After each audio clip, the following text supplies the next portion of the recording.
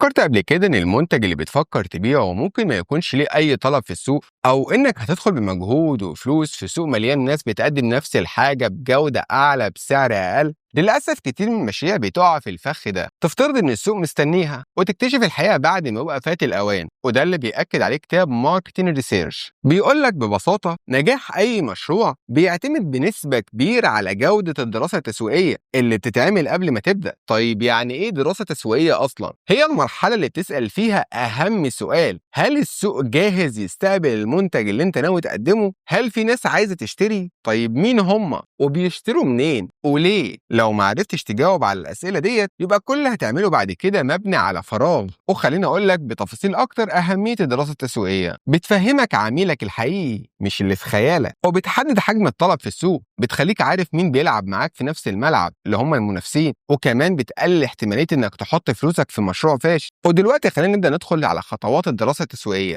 أول خطوة جمع وتحليل البيانات، فابدأ بدراسة الأسعار، العملاء، المنافسين، قوانين السوق، طرق التوزيع، الظروف الاقتصادية. تاني خطوة توصيف المنتج، اسأل نفسك: المنتج بيحل مشكلة حقيقية؟ مميز عن غيره؟ بيتقدم ازاي؟ خاماته ايه؟ طريقة استخدامه؟ في دعم ما بعد البيع؟ تالت خطوة تجزئة السوق، يعني تقسم جمهورك لمجموعات، وده على حسب السن، النوع، الدخل أو المكان، وده علشان تقدر توجه رسالتك التسويقية صح. رابع خطوة المزيج التسويقي، واللي هو اسمه الفور بي اس، واللي هو عبارة عن المنتج، البرودكت، والسعر، والمكان، وأخيرا الترويج، البروموشن. المنتج عامل ازاي، والسعر مناسب ولا لا، والمكان هيوصل للناس منين، وكمان الترويج هتعرفهم بيه ازاي. وخلينا نبدأ بتقدير حجم الطلب والفجوة في السوق. هنا بقى تبدأ تسأل: هل الناس محتاجة المنتج ده فعلا؟ طيب كام واحد بيشتريه دلوقتي؟ طيب مين مغطي الطلب؟ وفاضل لك كام انت تدخل فيه؟ وده بيتحسب بطرق مختلفه. وخليني اقول لك طرق التنبؤ بالطلب. اول حاجه اراء المديرين والخبراء. الطريقه دي بتعتمد على انك تسال ناس عندهم خبره بالسوق علشان يقولوا لك توقعاتهم للطلب، زي مثلا لو عندك مديرين او خبراء اشتغلوا في المجال بتاعك لفتره طويله. والمميزات اللي موجوده في الطريقه ديت: مش بتحتاج فلوس كتير، سهله وسريعه، وكمان بتديك فكره اوليه حلوه لو لسه بتبدا. اما العيوب فهي مش دقيقة 100%، وكمان ممكن تكون متأثرة بآراء شخصية أكتر من إنها بيانات حقيقية. وخلينا ناخد مثال بسيط يوضح الطريقة دي. عندك 3 مديرين، الأول قال لك إن الطلب هيكون 250 وحدة، وأنت حطيت احتمال التوقع بتاعه يتحقق بنسبة 40%، والتاني قال لك 300 وحدة وأنت حطيت له نسبة 35%، والتالت قال لك 400 وحدة وأنت حطيت النسبة بتاعته 25%. فهتبدأ تحسبها 250 في 40% بين قوسين طبعا، زائد 300 في 35%، زائد 400 في 25%. تاني طريقة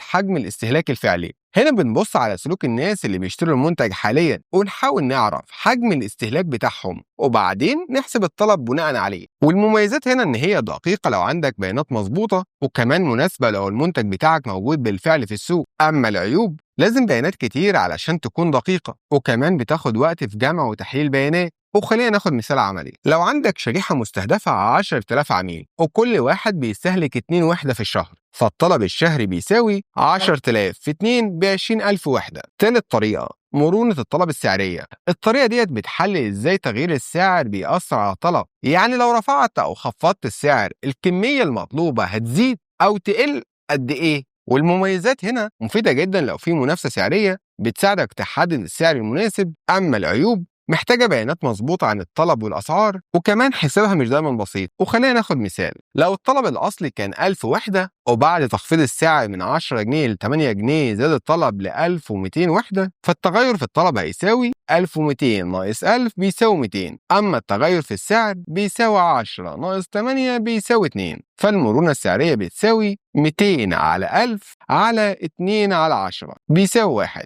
معنى كده إن الطلب حساس جدا للسعر، أي تغيير بسيط في السعر هيأثر عليه. رابع طريقة تحليل البيانات التاريخية. لو المنتج بتاعك موجود في السوق من فترة، ممكن تبص على المبيعات اللي فاتت وتستنتج الطلب المستقبلي. والمميزات هنا: سهل لو عندك بيانات سابقة، ومفيد جدا للمنتجات اللي بقالها فترة شغالة. أما العيوب فهي مش مناسبة للمنتجات الجديدة، وكمان ما بيحسبش المتغيرات اللي ممكن تحصل قدام. فلو مبيعات المنتج كانت السنة اللي فاتت بالشكل ده، فبناء على الاتجاه ده ممكن نتوقع ان الطلب في الربع الأول للسنة الجديدة هيكون 9000 وحدة. خامس طريقة الاستبيانات واستطلاعات الرأي. هنا بنسأل العملاء بشكل مباشر ايه توقعاتهم او احتياجاتهم، فدي بتدي لك بيانات مظبوطة من العملاء ومناسبة جدا للمنتجات الجديدة. اما العيوب تحتاج وقت ومجهود لجمع البيانات، وكمان العملاء ممكن يقولوا بيانات مش مظبوطة او يكون عندهم تحيز. فلو لسه بتبدأ اعتمد على آراء المديرين والخبراء، ولو المنتج بتاعك شغال استخدم حجم الاستهلاك الفعلي أو البيانات التاريخية، ولو بتلعب في الأسعار حل مرونة الطلب السعرية،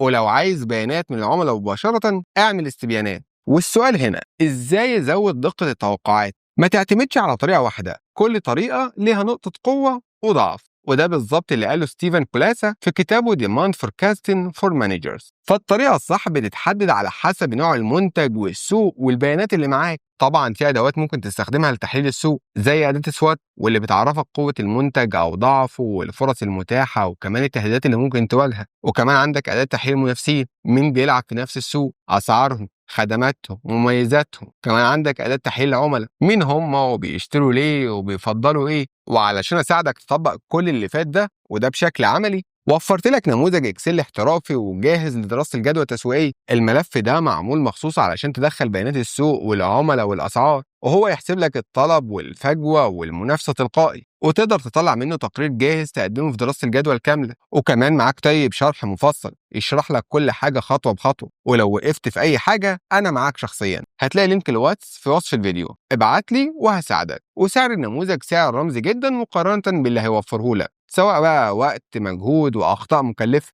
الخلاصة افهم السوق، احسب الطلب صح، وادرس المنافسين كويس، وقتها بس هتبدأ تشتغل وانت واقف على أرض صلبة. وافتكر ان التسويق هو فن وعلم بيع المنتج او الخدمة، وده في الوقت والمكان المناسب. مع نهاية عمل الدراسة التسويقية بنعمل تقرير شامل يوضح النتائج والتوصيات. فلو لقيت ان السوق جاهز لاستقبال المنتج بننتقل للمرحلة اللي بعد كده، وهي الدراسة الفنية. ولحد هنا نكون انتهينا من الفيديو ده. ما تنساش تعمل لايك للفيديو لو عجبك، واشترك في القناة علشان تتابع باقي فيديوهات الكورس. وطبعا لو عندك اي استفسار ما تنساش تسيبه في التعليقات. اشوفكم في الفيديو اللي جاي. سلام.